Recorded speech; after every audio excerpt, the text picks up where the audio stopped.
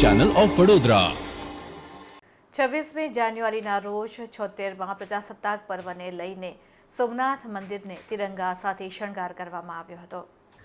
સોમનાથ મંદિરમાં 76મા પ્રજાસત્તાક દિવસની ઉજવણી મંદિરના ટ્રસ્ટ દ્વારા કરવામાં આવી હતી, જેમાં મહાદેવને તિરંગાના શણગાર કરવામાં આવ્યા હતા। આ પ્રસંગે મહાદેવના ભક્તો તથા ટ્રસ્ટના મહાનુભાવ ઉપસ્થિત રહ્યા હતા અને પ્રજાસત્તાક દિનની ઉજવણી સાથે રાષ્ટ્રધ્વજને સલામી આપવામાં આવી હતી। મહાદેવને વિશેષ પ્રકારના તિરંગા રંગથી મંદિર પરિસરને સજાવવામાં આવ્યું હતું।